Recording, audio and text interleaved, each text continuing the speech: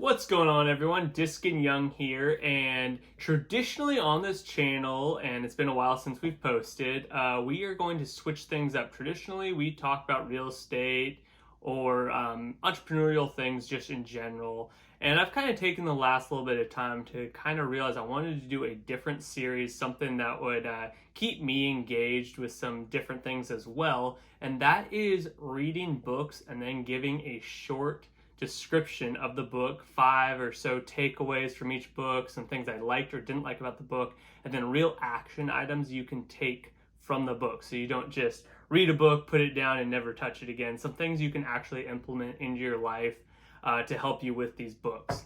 And the very first one that we are going to talk about today is J.L. Collins' book, The Simple Path to Wealth.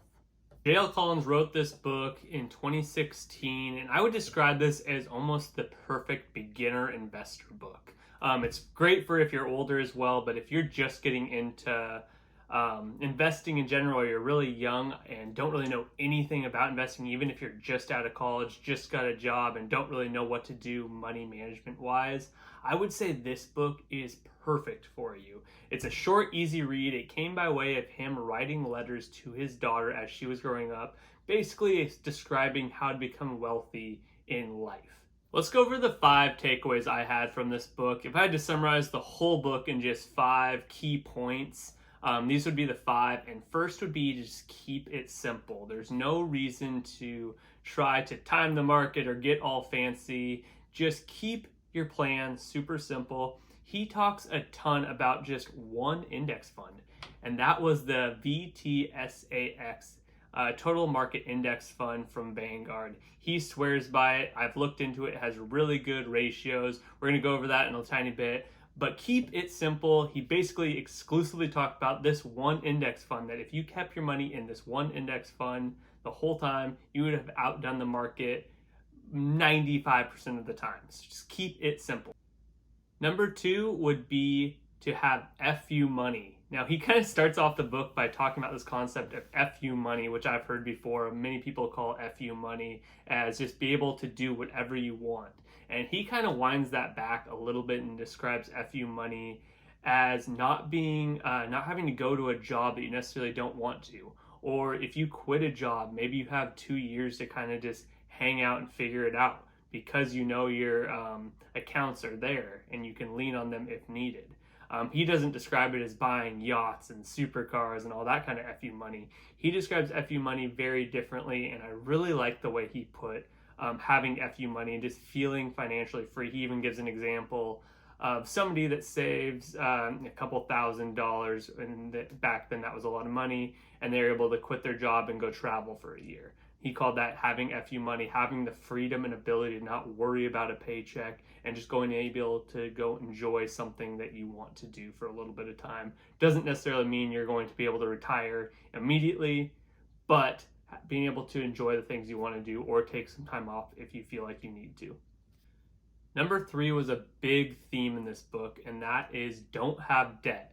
Pay off all your debts. And as your income goes up, which is very normal throughout your years, your earning potential and earning income go up. Do not increase your spending. He is very hardcore about where you should have your spending versus savings versus investing and putting away for retirement levels and percentages. He's very aggressive when it comes to that. But it's the whole idea of not buying all these things you don't need. Don't be having crazy credit card debt or going and spending like crazy, especially when your income goes up.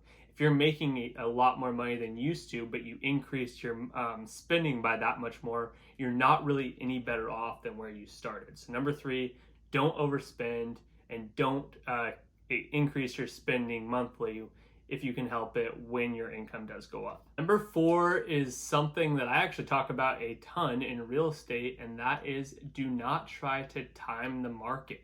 Stay your course. So if you have a plan, do not try to time the market or think you can outsmart the market. I've talked about that for years and years and years. In real estate, time in the market is always more important than timing the market. He kind of puts in a way to not dollar cost average. So when people are investing in stocks and things, they think it might be easier to just put a little bit in every single month, the same amount every single month. He kind of gives examples of dollar cost averaging like that actually is not making any sense. You should pick one day, it can be whatever day it is, and kind of work around just that day of when you switch over your funds for that year, if you can help that. Like he always gives the example, if he chooses his wife's birthday, with whether they reallocate their funds or put more into different things. But he's big proponent of not trying to do dollar cost average or timing the market. Have your plan and stick to that course. Do not let the market dictate what you do. Number 5, talked about this already, but it's going to be reiterated here, is have a plan. And more specifically, have a plan of how you allocate your stocks, or in this case, VTSAX is main index fund that he talks about. Having that, bonds, and cash. Have your percentages and stick to your plan. And then as you change your lifestyle and where you're at in life, you can reallocate those percentages. So for example, he suggests when you're young, if you're in your 20s, mid 20s, you should be very aggressive and be heavily into the index fund and virtually zero bonds, and then you still have your savings for your cash, but virtually zero bonds and almost everything in the index fund. Where if you're 75 and you are basically done, you're over your major earning years and you're trying to be more conservative, maybe that's when you switch more over to bonds and you're not so aggressive and not trying to go up and down with the market with an index fund, because that will go up and down, but over time it all consistently goes up. So that would be number 5.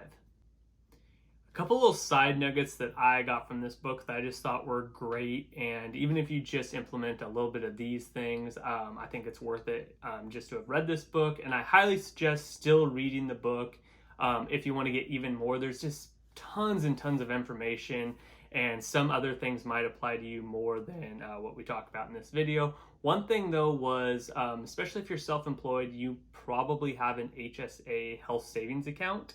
I had no idea, and they talked about this, that you can allocate that money that's in the health savings account and put it all into investments. Now, this is going to change what funds you can go into. Not all HSA plans let you go into Vanguard, for example, which is his go-to, and my actual personal favorite is also Vanguard.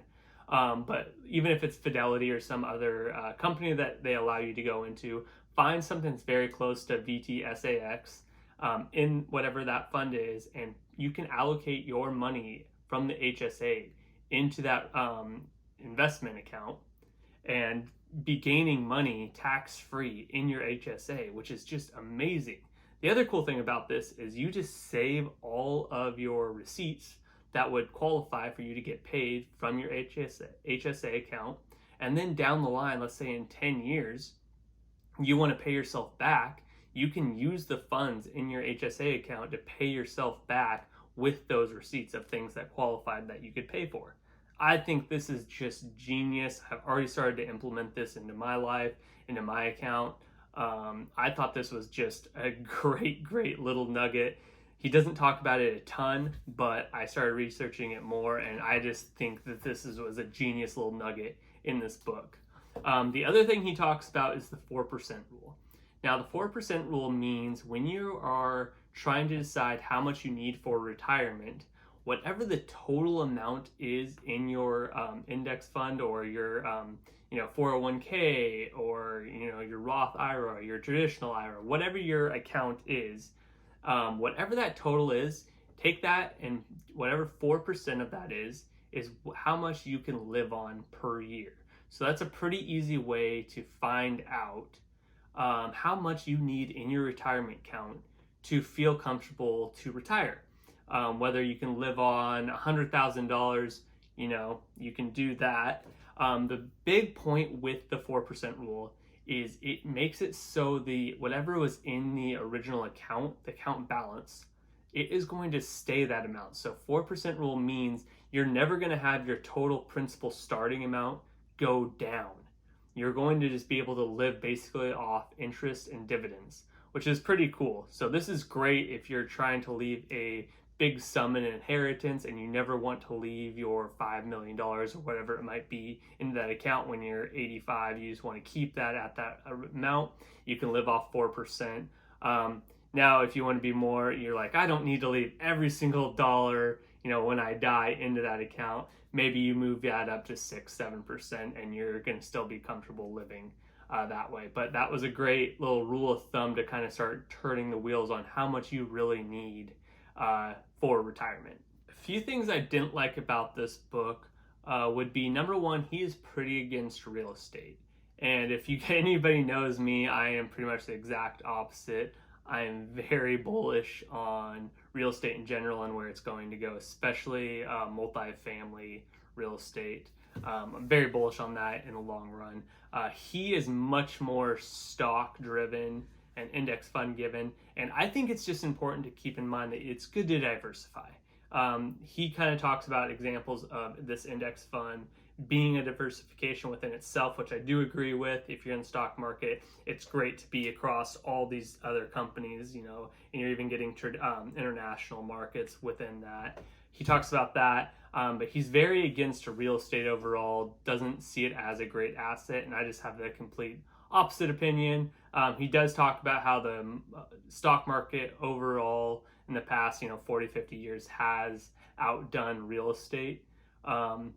That is probably true overall. I've had better success, total in real estate, but that, I think overall, if that's the case, then that's great. But just very against real estate, which I think if you just kind of balance that out, take a little bit of this and also implement real estate, I think that's a great idea.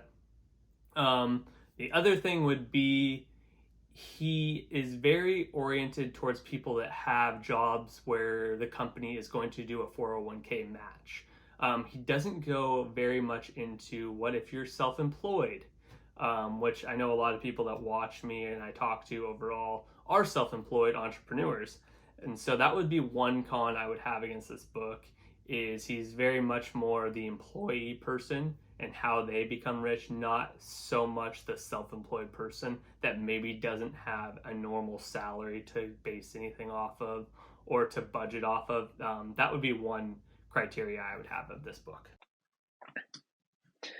Okay, let's talk about some things you can actually do right now in order to, utilize the things in this book.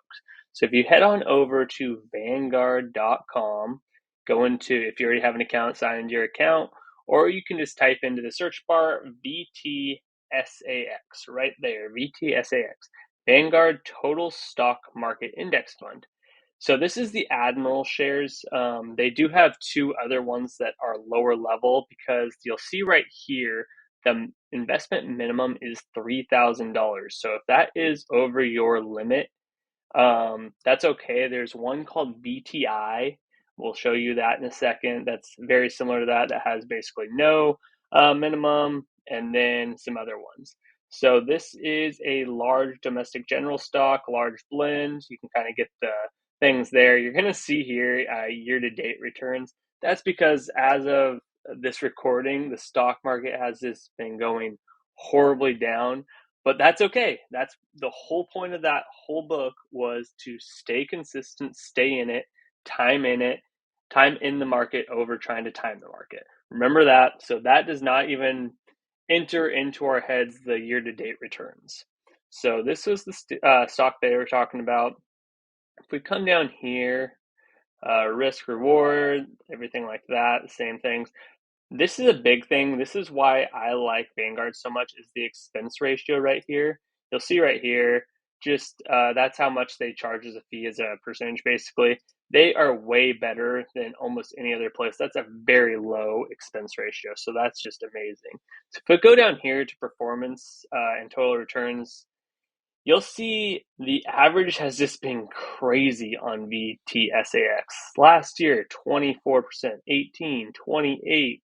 You're going to see some negatives in there every once in a while, of course, but they're just crazy good overall. And then, as you go down, you're going to have some big years like 2008 minus almost 40%. So there's going to be some ones that are definitely down, but this is a huge thing. So we talked about, maybe that one's not quite right for you. So let's go here. And let's look at VTI. VTI. This is something you guys can do right away, especially if you've already got accounts. You can do this right away. So total stock market index. Let's look at this one. Now here we are. Again, a large index fund. And you see expense ratio is even lower. A little bit, worse returns overall again. No cap on this one. You can buy whatever you want. Market price is much lower as well. And then expense ratio is great. Really good numbers on this one as well. Let's look at this. See that? But this would be a very good comp if you can't afford $3,000 right away for VTSAX. VTI would be a very good one. Admiral shares of this as well. So that is one thing you can do right now to utilize this book, and this would be a great one. Well, that's all I got. Thank you guys so much for listening to this. Please comment or message me what books you would like to hear on this new series. I'm really excited about this because it keeps me accountable to read and really take notes on great books. So, like, comment, and also please let me know if you know any books that would be great for this. Thank you.